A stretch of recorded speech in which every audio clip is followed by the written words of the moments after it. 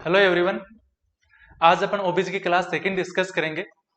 इससे previous class के अंदर अपन ने ओबीजी के इंट्रोडक्शन के बारे में डिस्कस किया था और उसके बाद फीमेल रिप्रोडक्टिव सिस्टम के बारे में डिस्कस किया था। आज की क्लास सेकंड है। इसके अंदर भी अपन दो टॉपिक डिस्कस करेंगे। नंबर 1 बेसिक्स ऑफ रिप्रोडक्शन और नंबर 2 गेमेटोजेनेसिस।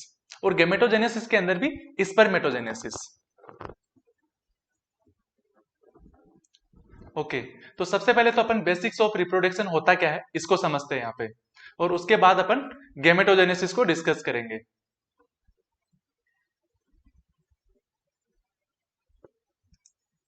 ओके,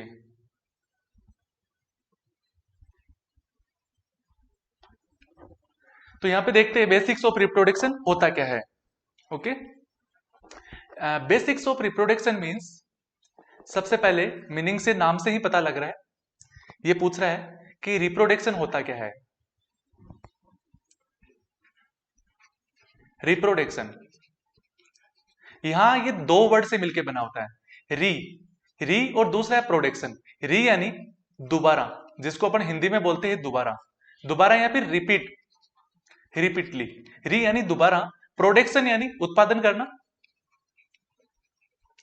दोबारा उत्पादन करना। अब किसका उत्पादन करना? एक सेल का। जब एक सेल होती है, वो सेल अपनी ही जैसी दूसरी सेल बनाती है, उसका रिप्रोडक्शन होता है। तो इस सिस्टम को अपन समझेंगे कि अपनी बॉडी के अंदर किस तरीके से रिप्रोडक्शन होता है, इस चीज को यहां पे समझेंगे। दूसरा है गेमेटोजेनेसिस। गेमेटोजेनेसिस, आज अपन गेमेटोजेनेसिस को डिस्कस करेंगे। ये गेमेटोजेनेसिस क्या है? गैमेट्स क्या होते हैं? गैमेट्स रहते हैं सेक्स ऑर्गन। मेल और फीमेल के जो सेक्स ऑर्गन होते हैं उनको अपन गैमेट्स बोलते हैं। और यहाँ पे अपन फीमेल्स की बात करें तो फीमेल्स के सेक्स ऑर्गन कौन सा हो गया? रिप्रोडक्टिव सिस्टम से रिलेटेड सभी ऑर्गन्स हो गए। तो रिप्रोडक्टिव सिस्टम से रिलेटेड जितने भी ऑर्गन्स होते हैं, उनके अंदर जितनी भी जो प्रोसेस होती है, उसके द्वारा क्या बनता है? यहाँ पे ओवम बनता है। ओवरी से क्या बनता है? ओवम होता है, ओवम बनता है। तो ओवम क्या है? ओवरी वहां पे गैमेट्स है, और ओवम क्या है? वहां पे प्रोडक्ट है। वहां पे ओवरी से जो प्रोडक्ट बनता है उसको अपन बोलेंगे ओवम। तो यहाँ पे अपन ओवम और स्पर्म को पढ़ेंगे। ओवम कहां से बनता है? ओवरी से बनता है फीमेल के अंदर, और स्पर्म कहां से बनता है? मेल के अंदर बनता है। ओके, तो इनका क्या क्या प्रोसेस होता है उनको अपन डिटेल से वन बाय वन डिस्कस करेंगे। सबसे पहले बेसिक्स ऑफ रिप्रोडक्शन को समझेंगे। फ्रेंड्स, अपन ने पहले भी देखा था, सेल जहां पे पढ़ी थी, सेल के बाद में अपन ने सेल साइकिल पढ़ा था, सेल डिवीजन पढ़ा था। तो सेल डिवीजन और सेल साइकिल में अपन ने देखा था कि सेल का डिवाइडेशन होता कैसे है। अपनी कंप्लीट बॉडी के अंदर, अपनी जितनी भी कंप्लीट बॉडी है, कंप्लीट बॉडी के अंदर एनी टाइम सेल्स का डिवाइडेशन होता रहता है। ओके फ्रेंड्स, सेल्स का डिवाइडेशन होता है 2 से 4, 4 से 8, 8 से 16, इसी तरीके से डिवाइड होती रहती है सेल। बट इसके अंदर जितने भी डिवाइडेशन होता है उसमें क्या रहता है? इसमें समसूत्री विभाजन होता है। कौन सा वाला होता है? माइटोसिस, यानी माइटोसिस होता है इसके अंदर। माइटोसिस में क्या रहता है? अपने ही जैसी दो सेल का निर्माण करता है ये, जस्ट अपने ही जैसी टू कॉपी, जैसी अपने जो सेल होती है उतने ही संख्या में क्रोमोसोम्स रहते हैं, और वैसी की वैसी दो सेल का निर्माण कर देता है। बट जो अपनी रिप्रोडक्शन से रिलेटेड जितने भी सेल्स है, उनके अंदर ऐसा नहीं होता है, उनके अंदर डिफरेंट होता है। वो अपन आज की इसके अंदर अपन पढ़ेंगे। ओके, जैसे अपन ने देख लिया था सेल साइकिल के अंदर, देखा था एनाटॉमी एंड फिजियोलॉजी के अंदर, कि अपने ही जैसी जो सेल बना रही है वो क्या है? वो वहां पे माइटोसिस हो रहा है। बल्कि आज अपन इसके अंदर देखेंगे तो इसमें मोस्टली क्या रहता है? मियोसिस ज्यादा रहता है। हालांकि इसमें माइटोसिस भी होता है, बल्कि मियोसिस भी होता है। अदरवाइज रिप्रोडक्टिव सेल के अलावा बॉडी के अंदर किसी भी सेल के अंदर मियोसिस नहीं होता है। ओके, तो सबसे पहले जो सबसे बेसिक और सबसे छोटी कोई चीज होती है, तो वो क्या रहती है यहाँ पे? वो रहती है जर्म सेल। जर्म सेल से ही स्टार्ट होता है। यानी ओवरी के अंदर अपन मान सकते, ओवरी के अंदर मान सकते, या फिर टेस्टिस के अंदर, जहां स्पर्म कहां बनते? टेस्टिस की एपिडिडाइमिस के अंदर बनते हैं, एपिडिडाइमिस के अंदर बनते हैं। तो वहां पे अपन एपिडिडाइमिस के अंदर यानी टेस्टिस के अंदर मान सकते, या फिर ओवरी के अंदर मान सकते। इन दोनों जगह यानी जो मेल और फीमेल गैमेट्स का निर्माण होता है, फीमेल गैमेट्स का निर्माण तो ओवरी में होता है, और एपिडिडाइमिस के अंदर मेल गैमेट्स का निर्माण होता है। तो इनको यहां पे अपन समझेंगे कि इनका निर्माण किस तरीके से होता है। तो इनकी सबसे बेसिक चीज के बारे में बात करें तो वो क्या होती है? Germ cell. यानी जर्म सेल से ही स्टार्ट होता है। बल्कि जर्म सेल का डिफरेंशिएशन कैसे होता है, कि इससे मेल गैमेट्स बनेगा या फीमेल गैमेट्स बनेगा, तो उसके बारे में अपन यहाँ पे बात करेंगे। जैसे जर्म सेल्स है, तो एक मेल से आएगा, फीमेल से आएगा, स्पर्म और ओवम आ गए, तो उसके बाद में कैसे डिफरेंशिएशन होगा कि इससे मेल होगा या फिर फीमेल होगा, इस चीज को अपन यहां पे समझेंगे। ये क्या होता है, ये germ cell and its differentiation बोलते हैं कि जर्म सेल से ही जब जर्म सेल आती है तो उसी टाइम फिक्स हो जाता है कि इस जर्म सेल से मेल होगा या फीमेल होगा।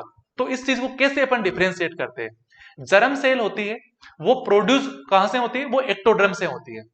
ओके फ्रेंड्स, अपन ने आगे पढ़ेंगे वैसे एक्टोड्रम, मीजोड्रम, एंडोड्रम, इन तीनों चीजों को पढ़ेंगे, क्योंकि अपनी बॉडी के अंदर सबसे कोई बेसिक चीज होती है तो वहां से सबसे पहले बनता है एक्टोड्रम, मीजोड्रम एंड एंडोड्रम, जिसके द्वारा अलग अलग डर्मिस से अलग अलग ऑर्गन बनते हैं। बल्कि जो रिप्रोडक्टिव सिस्टम के जो सिस्टम होते हैं, जो गैमेट्स होते हैं, वो किससे बनते हैं, वो एक्टोड्रम से बनते हैं। यानी एक्टोड्रम से जो जर्म सेल होती है उससे मेल और फीमेल गैमेट्स बनते हैं। और जो एक्टोड्रम होता है उसी को अपन एपिब्लास्ट या योग सेक भी बोलते हैं। यानी अपने जब भी एक भ्रूण होता है, यानी एक जो जर्म सेल होती है, जर्म सेल होती है, एक तरह का प्रोडक्ट होता है, वहां पे सबसे छोटी छोटी क्या चीज रहती है, वहां पे योग सेक रहता है। योग सेक से बच्चा बनता है। ओके, योग सेक से बेबी बनता है। बल्कि वो बनता किस तरीके से, वहां से जो एपिब्लास्ट होता है, जो योग सेक होता है, वो किसका बना होता है, वो एक्टोड्रम का बना होता है। और एक्टोड्रम किसकी बनी होती है, जर्म सेल प्रोड्यूस करती है। वहां पे जो एक्टोड्रम होती है उसी से जर्म सेल बनती है, और जर्म सेल से ही वहां पे डिफरेंशिएशन होता है कि मेल होगा या फीमेल होगा। वो कैसे पता चलता है कि सभी जगह क्या रहता है, क्रोमोसोम्स रहते हैं इनके ऊपर। जर्म सेल के ऊपर क्या रहते हैं, क्रोमोसोम्स रहते हैं। क्या रहते हैं, क्रोमोसोम्स रहते हैं। और क्रोमोसोम्स होते हैं इनके ऊपर जो वाई क्रोमोसोम्स होता है, एक तो होता है एक्स क्रोमोसोम, एक होता है वाई क्रोमोसोम्स। बल्कि एक्स तो दोनों में होता है, जब मेल हो या फीमेल हो, इसमें एक्स अक्स रहता है, इसमें एक्स वाई रहता है। तो एक अक्स तो दोनों में रहता है, मेल में भी होता है, फीमेल में भी होता है। बल्कि इससे वाई वाले से क्या रहेगा, वाई वाले के अंदर एक जीन होती है जिसका नाम होता है SRY जीन। SRY जीन, इस जीन को अपन सेक्स डिटरमाइनिंग जीन भी बोलते हैं। क्या बोलते हैं इसको, सेक्स डिटरमाइनिंग जीन भी बोलते हैं। एक तरह से सेक्स डिटरमाइनिंग रीजन होता है जो वाई क्रोमोसोम से प्रेजेंट रहता है। यदि वाई क्रोमोसोम्स पर SRY जीन यानी सेक्स डिटरमाइनिंग जीन यदि प्रेजेंट है तो उसको क्या बोलेंगे अपन, स्पर्मेटोगोनिया बोलेंगे। यानी वहां पे स्पर्म बनेगा, और स्पर्म बनेगा तो वहां पे क्या होगा, मेल प्रोड्यूस होगा।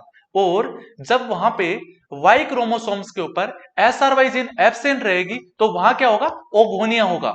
वहां क्या बनेगा, ओगोनिया बनेगा। यानी वहां से क्या होगा, मेल वो भी वहां पे बोर्न होगा, सॉरी फीमेल बेबी वहां पे बोर्न होगा। तो इस तरीके से मेल और फीमेल का पता चलता है। तो ये बेसिक्स ऑफ रिप्रोडक्शन है। हालांकि इसको अपन डिटेल से आगे जानेंगे, बल्कि ये सिर्फ बेसिक चीज अपन ने यहाँ पे डिक्लेयर की है। इसके बाद अब बात करेंगे अपन गेमेटोजेनेसिस की। ओके फ्रेंड्स, गेमेटोजेनेसिस होता क्या है, मेल और फीमेल के अंदर जो सेक्स ऑर्गन रहते हैं, जो सेक्स ग्लैंड रहते हैं, उनको अपन गेमेटोजेनेसिस बोलते हैं। अब इनको अपन यहां पे डिटेल से देखते हैं।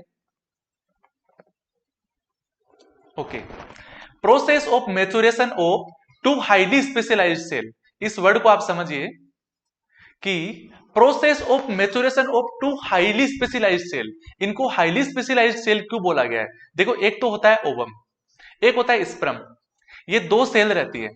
स्पर्म किसमें रहता है, इसमें ये रहता है मेल में, और ओवम किसमें रहता है, फीमेल के अंदर। ये दोनों सेल है। बल्कि अपनी बॉडी के अंदर जितनी भी सेल्स होती है उनके कंपैरिजन में बहुत ही हाईली स्पेशलाइज्ड सेल होती है।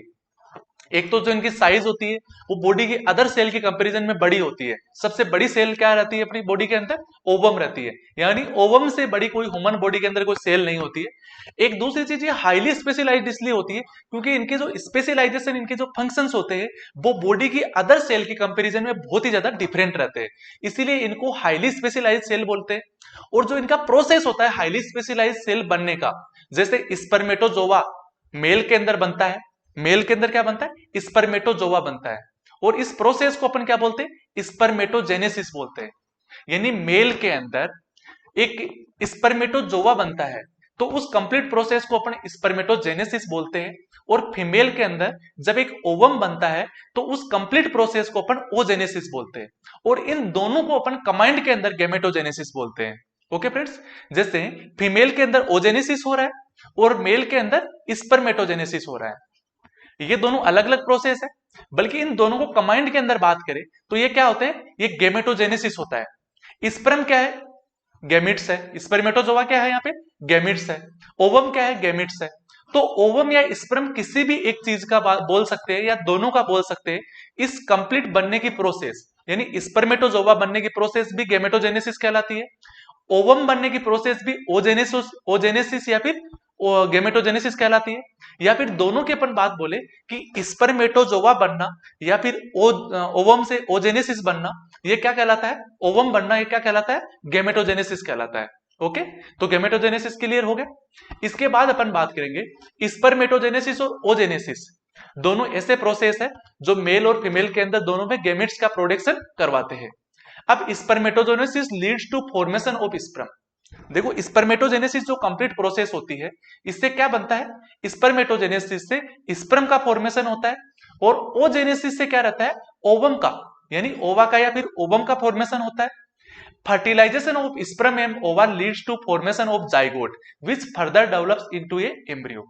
फ्रेंड्स यहाँ पे होता क्या है, मेल से, ये क्या है मेल, मेल से क्या आया, स्पर्म आया, यहाँ पे आप समझिएगा इसको। और फीमेल से क्या आया, यहाँ पे ओवम आया, फीमेल से यहाँ पे ओवम आ रहा है। और जब स्पर्म और ओवम ये दोनों मिलेंगे कहां पे, ये फेलोपियन ट्यूब के अंदर। फेलोपियन ट्यूब में अपन ने देखा था यहाँ पे फेलोपियन ट्यूब के 4 पार्ट होते हैं, बल्कि जो थर्ड पार्ट होता है, इस थर्ड पार्ट का नाम क्या रहता है, यहाँ पे थर्ड पार्ट वाला होता है एम्पुला। तो इस एम्पुला में दोनों मिलते हैं, क्योंकि यहाँ पे क्या रहता है, ये यूट्रस है और यहाँ पे ओवरी है।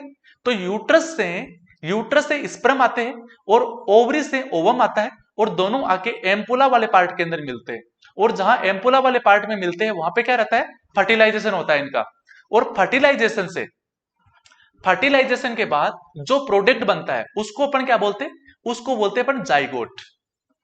क्या बोलेंगे उसको अपन जाइगोट बोलेंगे। इधर से ओवा आया, ओवम आया ओवरी से, और जब यूट्रस से होके क्या आ रहा है, स्पर्म आ रहा है। दोनों आके वहां पे फेलोपियन ट्यूब के अंदर, फेलोपियन ट्यूब में कहां पे, एम्पुला वाले पार्ट के अंदर आके वहां पे मिलते हैं। और मिलने के बाद वहां पे क्या होगा, फर्टिलाइजेशन होगा। और फर्टिलाइजेशन से जो प्रोडक्ट बनेगा वो कौन सा होगा, जाइगोट होगा। फ्रेंड्स यहाँ पे एक दूसरी सबसे इंपॉर्टेंट चीज ये है कि जाइगोट जिस दिन बनता है वो डे कौन सा रहता है, जाइगोट कितने दिन तक रहता है, सिर्फ 4 दिन तक रहता है। जाइगोट कितने दिन तक रहता है, सिर्फ 4 डेज तक रहता है। ओके फ्रेंड्स, 4 डेज तक क्या रहता है, जाइगोट रहता है। उसके बाद ये किधर ट्रेवल करता है, उसके बाद ये यूट्रस की तरफ ट्रेवल करता हुआ इधर आता है। ओके, और जब जिस दिन फर्टिलाइजेशन हुआ है वहां से लेके 14 डेज तक का जो टाइम रहता है उसको अपन बोलते हैं जर्मिनल पीरियड। उसको कौन सा बोलते हैं अपन, जर्मिनल पीरियड बोलते हैं। इसको आप थोड़ा सा लिख लीजिएगा, क्योंकि ये नोट्स के अंदर मैंने यहाँ पे मेंशन नहीं किया है। बल्कि 0 से 14 डेज तक का जो टाइम होता है उसको अपन जर्मिनल पीरियड बोलते हैं। और 14 डेज के बाद जो पीरियड होता है उसको अपन क्या बोलते हैं, उसको एम्ब्रियोनिक पीरियड बोलते हैं। यानी यहां से 1 से 14 डेज तक का ये तो क्या रहता है, ये जर्मिनल पीरियड रहता है, यानी जर्मिनल पीरियड रहता है। और जब 14 डेज के बाद का जो पीरियड होता है इसको बोलते हैं एम्ब्रियोनिक पीरियड। इसको अपन बोलते हैं एम्ब्रियोनिक पीरियड बोलते हैं। ओके फ्रेंड्स, बट इसके अंदर जो स्टार्टिंग के जो 14 डेज है इनमें से भी 4 डेज तक तो क्या रहता है, जाइगोट रहता है। जाइगोट कब तक रहता है, सिर्फ 4 डेज तक रहता है। और उसके बाद में क्या रहता है, 5th डेज के ऊपर क्या हो जाता है, वहां पे ब्लास्टोसिस्ट हो जाता है। 5th डेज पर ब्लास्टोसिस्ट हो जाता है, ब्लास्टोसिस्ट बन जाता है। ओके, और 14 डेज के बाद कौन सा पीरियड स्टार्ट हो जाता है, एम्ब्रियोनिक पीरियड स्टार्ट हो जाता है। इसको थोड़ा सा और मैं आपको यहां पे समझाऊं तो अपन इसको यूं समझ सकते हैं, एक सेकेंड। ओके, अपन इसको यूं समझ सकते हैं,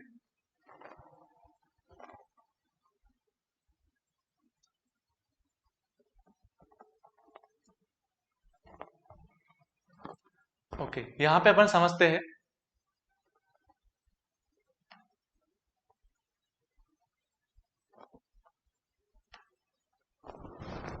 ओके यहां से अपन समझते हैं, यहां पे क्या है, ये यूट्रस है, इसको यहां पर समझिएगा आप। और यहां पे क्या है, यहां पे ओवरी है। और इन दोनों के बीच में क्या है, यहाँ पे फेलोपियन ट्यूब है जो दोनों साइड में होती है। ओके, बल्कि अपन इस फेलोपियन ट्यूब की बात कर रहे हैं। यहां से क्या जा रहा है, यहां से स्पर्म जा रहा है, स्पर्म गया और इधर से क्या आया, ओवम आया, ओवम आया, यानी यहां से मेल से स्पर्म निकला, यहां से फीमेल की ओवरी से, ये क्या है, यहाँ ओवरी है, ओवरी से क्या आया, स्पर्म आया। और जब फेलोपियन ट्यूब के अपन ने 4 पार्ट पढ़े थे कल, और इन 4 पार्ट में से जो थर्ड पार्ट है, इस थर्ड पार्ट का नाम होता है एम्पुला, एम्पुला नाम होता है इसका। इस एम्पुला वाले पार्ट के अंदर आके जब दोनों मिलेंगे तो यहां पे क्या होगा, यहां पे होगा फर्टिलाइजेशन, और फर्टिलाइजेशन के बाद जो प्रोडक्ट बनता है यहां पे, उस प्रोडक्ट का नाम होता है जाइगोट। ओके फ्रेंड्स, और ये जाइगोट कितने दिन तक रहता है, ये 0 से 4 डेज तक, यानी 4 दिन तक ही जाइगोट रहता है ये, ओके ना, यानी 0 से 4 डेज तक तो रहता है, जाइगोट रहता है। और 4 दिन के बाद किस दिन, 5th डे क्या हो जाता है, यहाँ पे ब्लास्टोसिस्ट हो जाता है। 5th डे जो स्ट्रक्चर बनती है उसको अपन बोलते हैं ब्लास्टोसिस्ट, अंडरस्टैंड, ब्लास्टोसिस्ट बन गया। और जब 0 से लेके 14 डेज तक का जो ब्लास्टोसिस्ट चलता रहेगा, उसके बाद जब 0 से लेके 14 डेज तक का जो टाइम पीरियड रहता है, इसको कौन सा पीरियड बोलते हैं, इसको बोलते हैं जर्मिनल पीरियड, अपन जर्मिनल पीरियड बोलते हैं इसको, अंडरस्टैंड ना, ओके। इसके बाद 14 डेज के बाद का जो टाइम पीरियड रहता है, इसको अपन कौन सा बोलते हैं, इसको बोलते हैं अपन एम्ब्रियोनिक पीरियड, इसको अपन बोलते हैं एम्ब्रियोनिक पीरियड। इसको आप जरूर लिखे लीजिएगा, क्योंकि यहाँ पे जो पीडीएफ भी अपलोड करूंगा मैं, उन नोट्स में भी ये चीज नहीं होगी, इसलिए मैं यहाँ पे दोबारा आपको समझा रहा हूं कि जर्मिनल पीरियड और एम्ब्रियोनिक पीरियड कौन कौन सा होता है। ओके फ्रेंड्स, अब यहाँ पे क्लियर हो गया एम्ब्रियोनिक पीरियड तक। इसके बाद अपन आगे डिस्कस करेंगे स्पर्मेटोजेनेसिस को। गैमेटोजेनेसिस पता लग गया, अब अपन स्पर्मेटोजेनेसिस को सबसे पहले पढ़ेंगे। हालांकि अपन ओजेनेसिस को नेक्स्ट क्लास में डिस्कस करेंगे, बल्कि स्पर्मेटोजेनेसिस की जो कंप्लीट प्रोसेस होती है, यानी एक तरीके से जर्म सेल से, एक्टोड्रम की जर्म सेल से एक स्पर्म का जो निर्माण होता है, वो किस प्रोसेस से, किस तरीके से होता है कंप्लीटली, उसको अपन 1 बाय 1 यहां से समझेंगे। ओके फ्रेंड्स, स्पर्मेटोजेनेसिस की अपन डेफिनेशन की बात करें तो एक स्पर्मेटोजोवा से, एक स्पर्मेटोगोनियस से स्पर्मेटोजोवा बनना या फिर स्पर्म बनना, इस कंप्लीट प्रोसेस को अपन क्या बोलते हैं, स्पर्मेटोजेनेसिस बोलते हैं। ओके फ्रेंड्स, यानी इसके अंदर अपन एवरेजली बोल सकते हैं कि 74 डेज तक का टाइम लगता है, 74 डेज का कंप्लीट टाइम लगता है जब स्पर्मेटोजेनेसिस की कंप्लीट प्रक्रिया होती है। ओके, वो अपन आगे डिस्कस करेंगे। Process by which haploid spermatozoa develop from germ cell in the seminiferous tubules of testis. Friends, सबसे पहले तो ये रहता है कि स्पर्म बनते कहां हैं, स्पर्म बनते टेस्टिस में। ओके, टेस्टिस में कहां बनते, सेमिनिफेरस ट्यूबल्स में। कहां बनते, सेमिनिफेरस ट्यूबल्स में। ओके, सेमिनिफेरस ट्यूबल्स के अंदर बनेंगे, और बनेंगे किससे, जर्म सेल से। ओके फ्रेंड्स, इसका जो बेसिक चीज है वो क्या है, जर्म सेल है, जर्म सेल है। और ये जर्म सेल कहां से आई, ये जर्म सेल आई है एक्टोड्रम से, एक्टोड्रम से। और एक्टोड्रम का ये नाम क्या है, योग सेक है। ये किससे बनी है, योग सेक से बनी है। ओके, जो योग सेक होता है, जो सबसे छोटी चीज, उससे जर्म सेल बनी, और जर्म सेल से क्या बना, वहां पे टेस्टिस के अंदर स्पर्म बन रहे हैं। और टेस्टिस में भी कहा, सेमिनिफेरस ट्यूबल्स के अंदर। अपन सबसे पहले बात करेंगे टेस्टिस है, टेस्टिस के अंदर ये सेमिनिफेरस ट्यूबल्स है, और इस सेमिनिफेरस ट्यूबल्स के अंदर जो जर्म सेल होती है, क्या रहती है, जर्म सेल्स रहती है। इस जर्म सेल से क्या बन रहा है, वहां पे अपन स्पर्म बना रहे हैं, यानी वहां पे स्पर्म बन रहा है। ओके, ओके, अब अपन बात करते हैं, this process start with the mitotic division of stem cells. मैंने फ्रेंड्स आपको पहले ही बताया था कि बॉडी के अंदर जितना भी डिवीजन होता है वो किसके द्वारा होता है, माइटोटिक डिवीजन से ही होता है। बल्कि जो मियोसिस होता है, वो मियोसिस सिर्फ और सिर्फ कहां रहता है, सिर्फ रिप्रोडक्टिव सेल्स के अंदर, यानी गैमेटोजेनेसिस के अंदर ही होता है, इसके अलावा और कहीं पे भी नहीं रहता है। बल्कि यहां पे भी माइटोटिक डिवीजन होता है, वो सभी जगह स्टार्ट रहता है, यानी बॉडी की किसी भी सेल में यदि डिवीजन होगा तो वह माइटोटिक डिवीजन होगा ही होगा, चाहे वो रिप्रोडक्टिव सेल हो या बॉडी की कोई भी सेल हो, उसके अंदर मिटोटिक डिवीजन होगा ही होगा, जिसको अपन हिंदी में बोलते हैं समसूत्री विभाजन। ओके फ्रेंड्स, समसूत्री विभाजन बोलते हैं। यदि थोड़ा सा मैं इसलिए बता रहा हूं हिंदी में, क्योंकि कई लोग सिर्फ हिंदी में पढ़ना जानते हैं इसको, तो जो माइटोटिक डिवीजन होता है वो माइटोटिक डिवीजन बॉडी की सभी सेल्स में होता है, बल्कि जो मियोसिस डिवीजन होता है, यानी जो मियोसिस होता है वो सिर्फ और सिर्फ रिप्रोडक्टिव सेल्स के अंदर रहता है। किसमें रहता है? रिप्रोडक्टिव सेल्स में होता है। और रिप्रोडक्टिव सेल्स में भी मींस सिर्फ और सिर्फ गैमेटोजेनेसिस बनाने में, यानी गैमेटोजेनेसिस के अंदर होता है ओनली फॉर। अंडरस्टैंड? तो यहां पे भी अदर सेल्स की तरह ही सबसे पहले तो मिटोटिक डिवीजन ही होगा। ओके फ्रेंड्स, सबसे पहले तो क्या होगा? माइटोटिक डिवीजन ही होगा। और माइटोटिक डिवीजन होगा किसका? स्टेम सेल्स का। जो सेमिनिफेरस ट्यूबल्स है, सेमिनिफेरस ट्यूबल्स के अंदर, उसके नियर अबाउट के अंदर जो बेसमेंट मेम्ब्रेन है उसके अंदर जो भी स्टेम सेल्स होगी उसके अंदर होगा। अपन इसको थोड़ा सा यूं समझिए कि जैसे टेस्टिस है, टेस्टिस में क्या है? सेमिनिफेरस ट्यूबल्स है, और इस सेमिनिफेरस ट्यूबल्स के पास में कुछ स्टेम सेल्स रहती है, इसके नियर अबाउट कुछ स्टेम सेल्स होती है, और इस स्टेम सेल्स की बेसमेंट मेम्ब्रेन से, इनकी बेसमेंट मेम्ब्रेन से सबसे पहले मियोटिक डिवीजन होगा, यानी मिटोटिक डिवीजन होगा इसमें। समझ रहे हैं आप? इसमें क्या रहेगा? मिटोटिक डिवीजन रहेगा। अपन थोड़ा सा यूं समझ लीजिए इसको आप कि जैसे टेस्टिस होते हैं, मेल के टेस्टिस है, मेल के टेस्टिस की इंटरनल स्ट्रक्चर की अपन बात करेंगे तो वहां पे कहां होता है?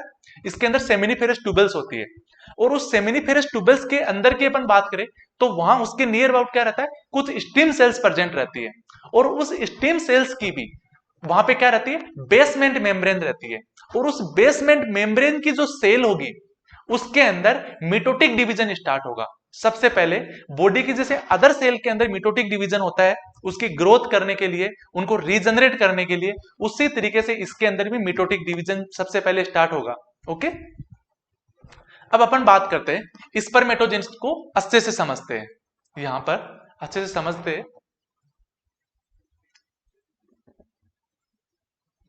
सबसे पहले अपन देखेंगे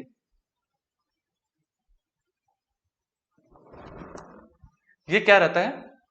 यहां पे रहता है 44 यानी 44 प्लस XX, 44 प्लस XX। ये क्या रहता है? ये क्या है? ये स्पर्मेटोगोनिया है। यहां तक आप समझ रहे हैं? स्पर्मेटोगोनिया है, और इस स्पर्मेटोगोनिया के अंदर माइटोटिक होगा। सबसे पहले क्या रहेगा इसके अंदर? सबसे पहले तो ग्रोथ वगैरह होगी, इसकी ग्रोथ होगी और ये मेच्योर होगा, तो 44 प्लस XX बन गया। उसके बाद सबसे पहले इसके अंदर क्या रहेगा? माइटोटिक डिवीजन होगा, जो अदर सेल के अंदर होता है उसी तरीके से। तो इससे क्या बन जाएगा यहाँ पे? 22 प्लस XX, और इसके अंदर भी 22 XX बन गए, दोनों तरफ बन गए। और जब ये जो प्रोडक्ट बना है, इस प्रोडक्ट को अपन क्या बोलेंगे? इसके अंदर इस प्राइमरी स्पर्मेटोगोनिया बोलेंगे इसको। इसको क्या बोलेंगे? Primary spermatogonia, primary spermatogonia. बल्कि यहां पे सबसे जो दिलचस्प और एकदम अच्छी वाली चीज है, जो समझने वाली चीज है, जिसके अंदर हर स्टूडेंट कंफ्यूजन होता है, वो क्या होती है? आपने ये तो देख लिया कभी भी कि एक स्पर्मेटोगोनिया से, आपने पहले पढ़ा होगा, एक स्पर्मेटोगोनिया से 64 स्पर्म बनते हैं, बल्कि बनते कैसे है ये आज तक हर स्टूडेंट को समझ में नहीं आता है। वो कंफ्यूजन कहां होता है? उसको कंफ्यूजन यही रहता है कि एक स्पर्मेटोगोनिया से एक प्राइमरी स्पर्मेटोसाइट बनेगा या दो स्पर्मेटोसाइट्स बनेंगे, बल्कि नहीं, एक स्पर्मेटोगोनिया से 16 स्पर्मेटोसाइट्स बनते हैं, प्राइमरी स्पर्मेटोसाइट्स बनते हैं, यानी 16 प्राइमरी स्पर्मेटोगोनिया बनेंगे या स्पर्मेटोसाइट्स बनेंगे, स्पर्मेटोसाइट्स बनेंगे। अंडरस्टैंड? और जब यहां पे जब दोबारा मियोसिस डिवीजन होगा, तो मियोसिस डिवीजन में क्या रहेगा? यहां पे मियोसिस डिवीजन में क्या रहेगा? 22 plus XX, 22 plus XX, 22 plus XX और 22 प्लस XX। ये क्या बन गए? ये हो गए सेकेंडरी। ये क्या है? सेकेंडरी स्पर्मेटोसाइट्स है। ये क्या है? सेकेंडरी स्पर्मेटोसाइट्स है। ओके, और ये जो चार प्रोडक्ट बने इनको क्या बोलेंगे अपन? इसको बोलेंगे स्पर्मेटोजोवा, इनको बोलेंगे स्पर्मेटोजोवा। और जो यहां तक की जो कंप्लीट प्रोसेस होती है, यानी जब एक स्पर्मेटोगोनिया से कंप्लीट जो स्पर्मेटोगोवा बन रहा है, यानी एक प्राइमरी स्पर्मेटोसाइट से कितना बन रहा है? प्राइमरी स्पर्मेटोसाइट से 4 स्पर्मेटोजोआ बन रहा है, बल्कि एक स्पर्मेटोगोनिया से कितना बन रहा है, एक स्पर्मेटोगोनिया से यहाँ पे 16 प्राइमरी स्पर्मेटोसाइट्स बन रहे हैं, जिनको अपन थोड़ा सा और अच्छे से डिस्कस करेंगे यहाँ पे। इस डायग्राम से आपको थोड़ा सा अच्छे से समझ में आएगा। यहां पे आप समझिएगा, सबसे पहले क्या है, स्पर्मेटोगोनिया है।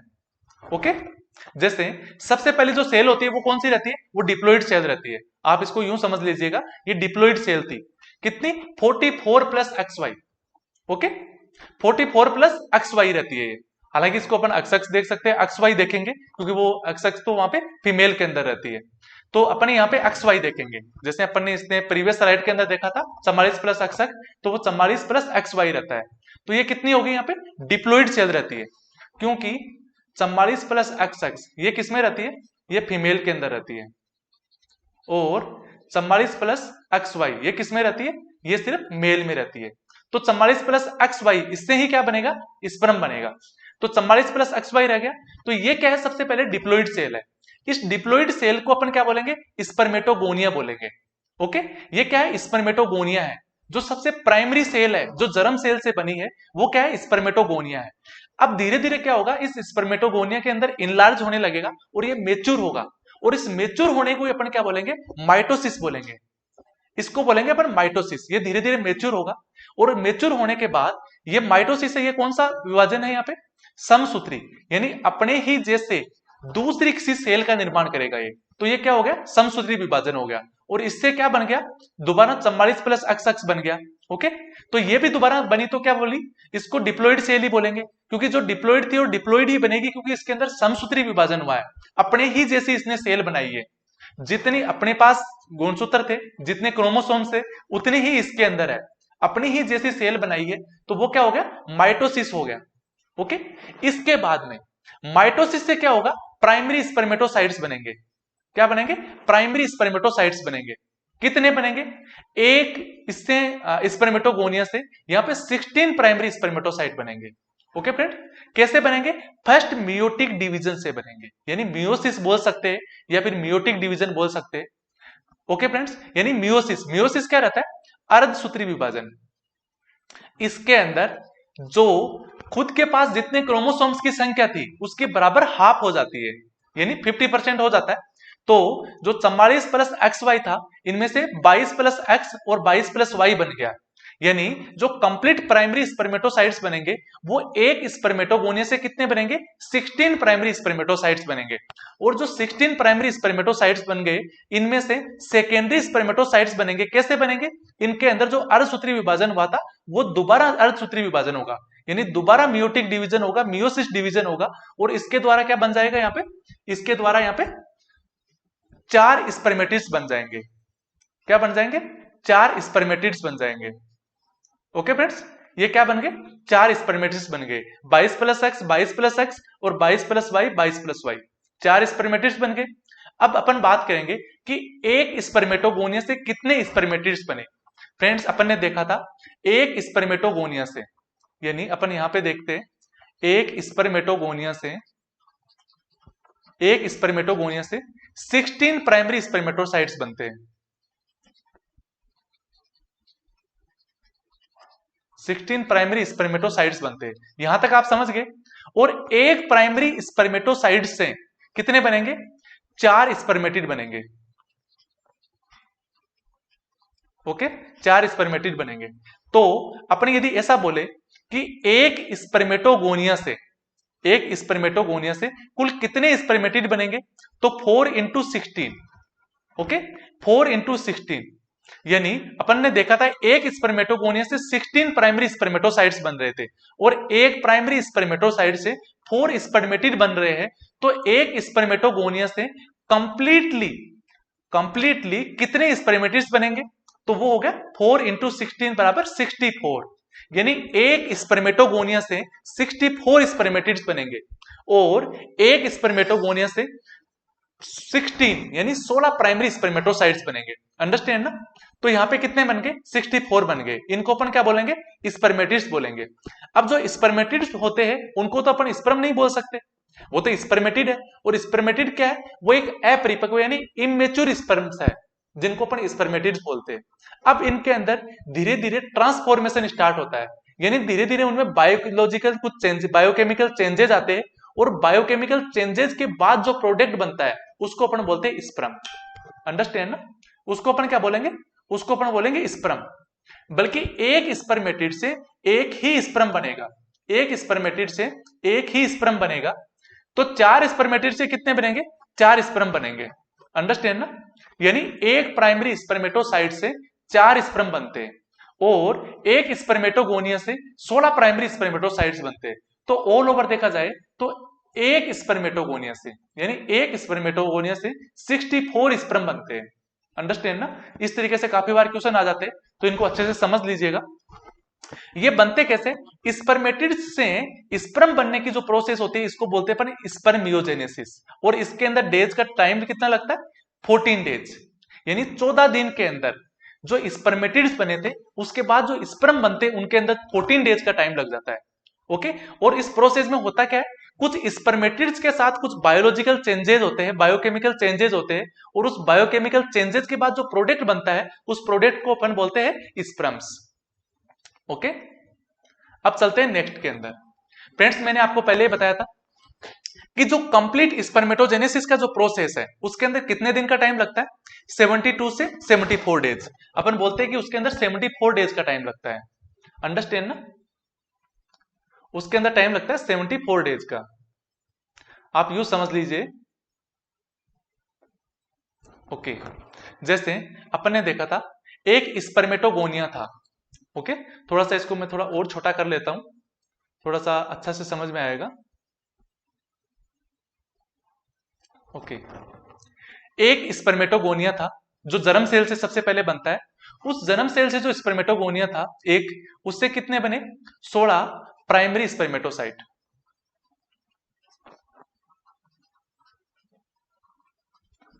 16 प्राइमरी स्पर्मेटोसाइट्स बन गए, और एक प्राइमरी स्पर्मेटोसाइट से, एक प्राइमरी स्पर्मेटोसाइट से 4 स्पर्मेटिड्स बने, और 4 स्पर्मेटिड से 4 स्पर्म बने। ओके फ्रेंड्स, और तो इससे बात करें अपन कि कंप्लीट एक स्पर्मेटोगोनिया से, एक स्पर्मेटोगोनिया से कितने बने? 64 स्पर्म बन गए। Okay, understand? यहां तक समझ गए। बट जो ये कंप्लीट जो प्रोसेस होती है, इस कंप्लीट प्रोसेस में टाइम कितना लगता है? 74 डेज। बट इसके अंदर स्पर्मेटोगोनिया से जो स्पर्मेटिड्स बने, इस कंप्लीट प्रोसेस के अंदर कितना दिन का टाइम लगता है? इसमें लगता है 61 डेज का। ओके, और जब स्पर्मेटिड से स्पर्म बनते हैं इस प्रोसेस को अपन बोलते हैं स्पर्मेटोजेनेसिस। ओके फ्रेंड्स, तो इसके अंदर कितना दिन का टाइम लगता है? 14 डेज का। ओके, तो यहां पे अपन बात करेंगे, इसके अंदर देखिएगा कि complete spermatogenesis occur in about 72 से 74 डेज, यानी 72 से 74 डेज का कंप्लीट टाइम लगता है स्पर्मेटोजेनेसिस के अंदर। और एक स्पर्मेटोगोनिया से 16 प्राइमरी स्पर्मेटोसाइट बनते हैं, और एक स्पर्मेटोगोनिया से 64 स्पर्म बनते हैं। अंडरस्टैंड ना? यानी एक स्पर्मेटोगोनिया से कितने बन के? 16 इंटू 4 यानी 64 स्पर्म्स बन गए। और spermatid maturation mainly occur in caudal part of epididymis. अब यहां पे एक सबसे इंपॉर्टेंट चीज ये है कि देखो जो स्पर्मेटिड्स बनेंगे थे, जो 4 स्पर्मेटिड बन गए थे, उनमें से स्पर्म बनने की जो प्रोसेस थी जिसको अपन स्पर्मियोजेनेसिस बोला था, स्पर्मियोजेनेसिस, स्पर्मियोजेनेसिस, इस कंप्लीट प्रोसेस में कितना दिन का टाइम लगता है? 14 डेज का। ओके ना?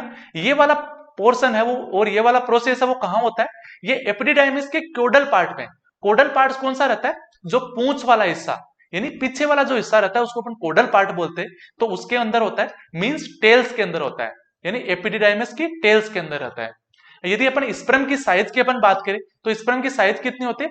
55 माइक्रोन्स। इसकी साइज कितनी होता है? 55 माइक्रोन्स। ये सभी क्वेश्चंस पहले एग्जाम में पूछे गए इस तरीके से। यदि स्पर्म के अपन लाइफ स्पान की बात करें तो उसमें कितना टाइम लगता है? 72 आवर्स। यानी एक स्पर्म होता है जो मेल के टेस्टिस से निकलने के बाद आउटर वर्ल्ड के अंदर 72 आवर्स तक रह सकता है, 72 आवर्स तक वहां पे जिंदा रह सकता है, यानी 48 से 72 आवर्स भी इसको अपन बोल सकते हैं। यदि अपन बात करें कि जो स्पर्म होता है वो स्पर्म एक यहां से पेनिस से निकलने के बाद जाके फेलोपियन ट्यूब तक जो ट्रेवलिंग करता है, इस ट्रेवलिंग के दौरान जो उसकी मोटिलिटी होती है, जो उसके गति करने की जो तरीका होता है, उसके अंदर कौन रेस्पॉन्सिबल होता है, यानी उसके लिए कौन सा आयन रेस्पॉन्सिबल होता है, ये भी बहुत सी बार क्वेश्चन पूछा गया है। तो वो क्या रहता है, कैल्शियम।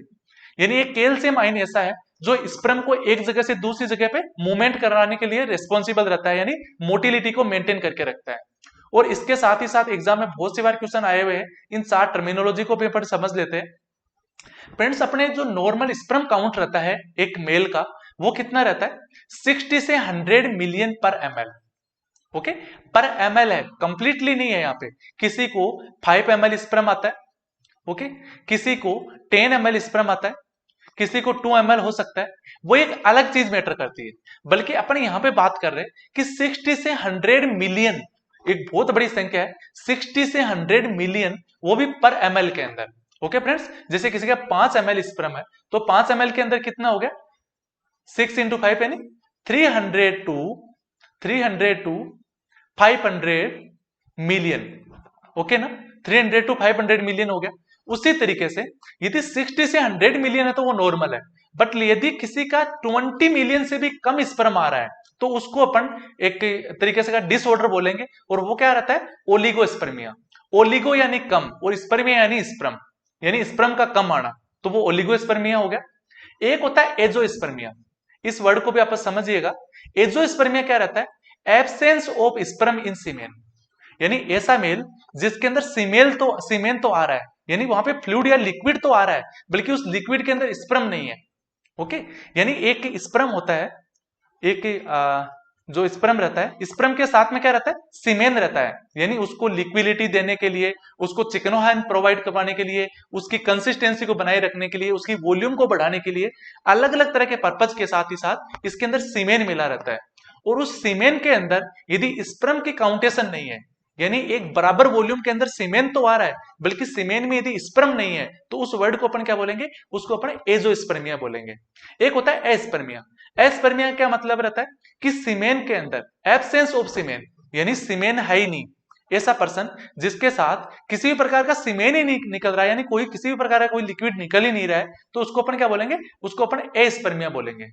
एस्पर्मिया यानी स्पर्म है ही नहीं, और एजोस्पर्मिया यानी सीमेन के अंदर स्पर्म नहीं है। ओके, अब चलते हैं नेक्स्ट के अंदर। अब अपन समझेंगे स्पर्मियोजेनेसिस। अपन ने यहां पे देखा था कि स्पर्मियोजेनेसिस क्या था। स्पर्मियोजेनेसिस था वैसे, यानी एक तरीके से स्पर्मेटिड से स्पर्म बनना। ओके, अपन यूं बोल सकते हैं, स्पर्मेटिड से स्पर्म बनना,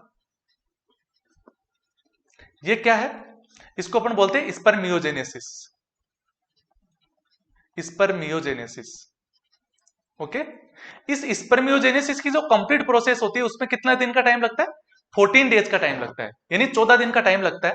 और जो कंप्लीट स्पर्मेटोजेनेसिस होता है उसके अंदर कितना लगता है, 74 डेज का। अब 74 डेज में से यदि 14 डेज निकाल दिया तो कितना बच गया, 61 डेज। ये 61 डेज किसमें लगता है, यानी एक स्पर्मेटोगोनिया से, एक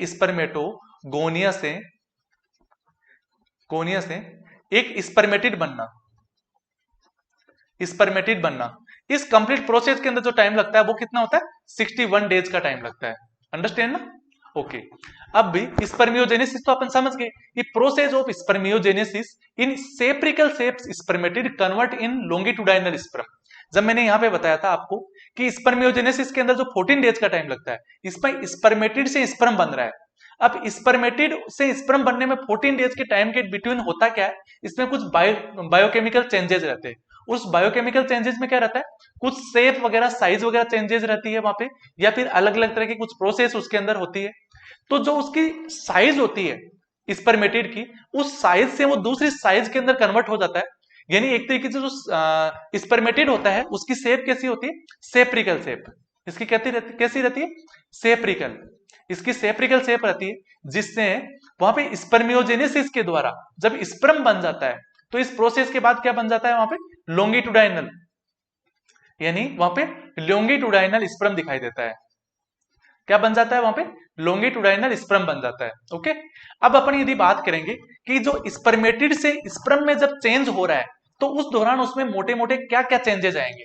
फ्रेंड्स जो स्पर्मेटिड है, जो इसके अंदर बना है, तो उसके अंदर जो न्यूक्लियर मटेरियल होता है वो तो किस में हो जाता है, वो हेड ऑफ स्पर्म में काउंट हो जाता है। यानी जो न्यूक्लियर मटेरियल है उसका क्या बन जाता है, स्पर्म का हेड बन जाता है। और जो उसकी गोल्जी बॉडी होती है, उस गोल्जी बॉडी से क्या बन जाता है, वहां पे एक्रोसोमल केप के अंदर कन्वर्ट हो जाता है। वो किसमें हो जाता है, एक्रोसोमल केप के अंदर कन्वर्ट हो जाता है। और जो उसका माइटोकॉन्ड्रिया है, उस माइटोकॉन्ड्रिया स्पर्म के मिडल पीस के अंदर इकट्ठा हो जाता है। ओके, उसके अंदर स्टेब्लिश हो जाता है। और जो उसके माइक्रोट्यूब्यूल्स है, जो सेंट्रियोल्स है, वो किसमें हो जाता है, वो एक्सियल फिलामेंट के अंदर चेंज हो जाते हैं। यानी उसकी टेल ऑफ स्पर्म वहां पे बन जाती है। तो इसके अंदर मोस्टली चार चीजें हैं, इन चारों चीजों को अच्छे से समझ लीजिएगा। जो न्यूक्लियर मटेरियल होता है, यानी जो डीएनए हो गया, आरएनए हो गया, ये जो न्यूक्लियर मटेरियल है वो कहां रहता है, वो हो जाता है, जैसे आप इसको थोड़ा सा यूं समझिएगा, ये स्पर्म है, ये इसका बॉडी वाला पार्ट है, ये टेल वाला पार्ट है। तो हेड ऑफ स्पर्म, जो ये हेड है, इस हेड में क्या रहेगा, डीएनए आरएनए यानी न्यूक्लियर मटेरियल हो जाएगा इसके अंदर। ओके, जो गोल्जी बॉडी होती है, एक तरह का ऑर्गेनेल्स है, ये कहां हो जाएगा, ये एक्रोसोमल केप पे, यहाँ पे हाई ल्यूरोनाइडेज एंजाइम की एक एक्रोसोमल केप रहती है।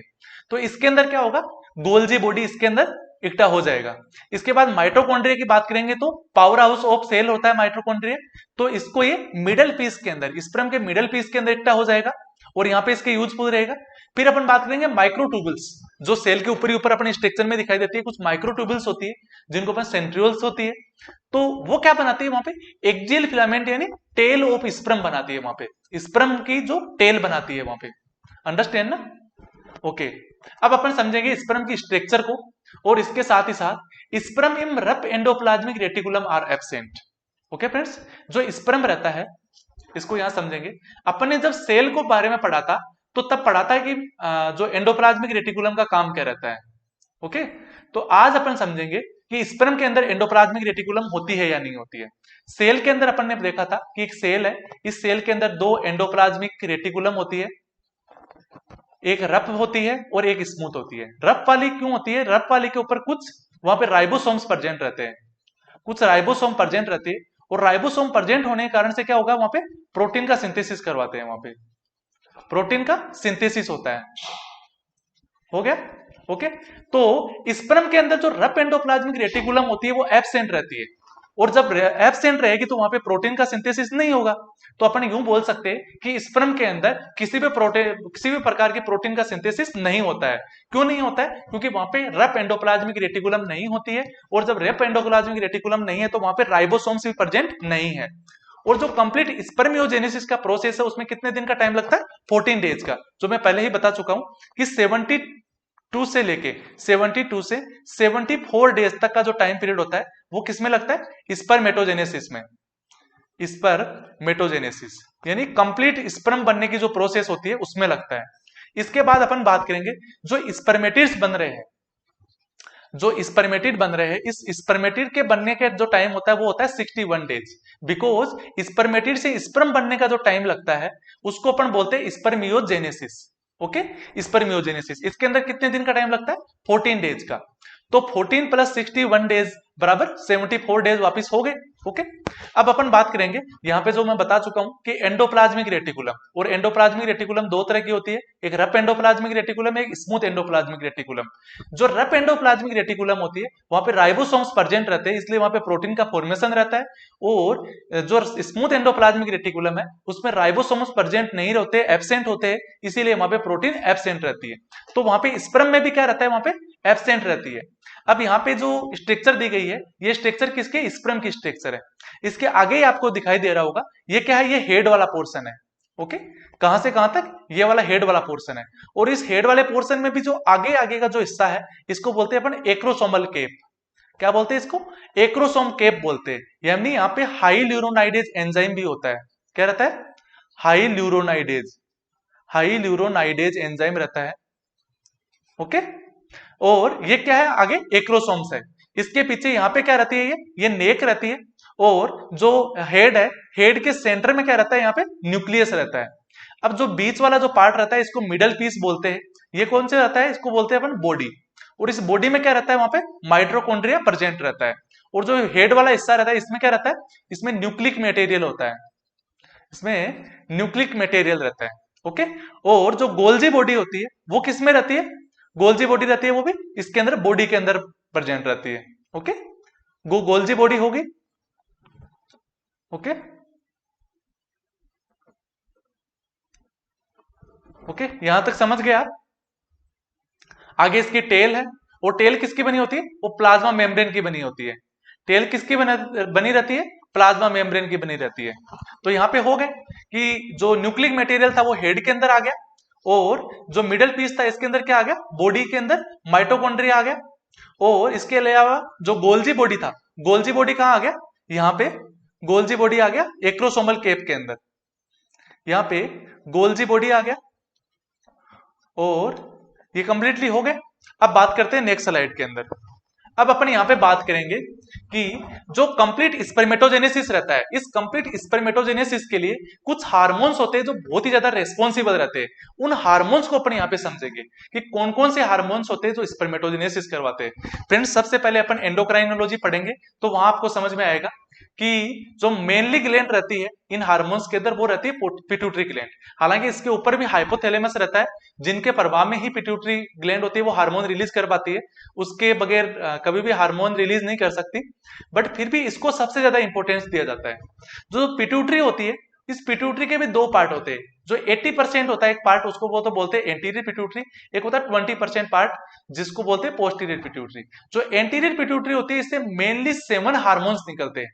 7 हार्मोन्स निकलते हैं जिनको अपन एंडोक्राइनोलॉजी के अंदर पढ़ेंगे।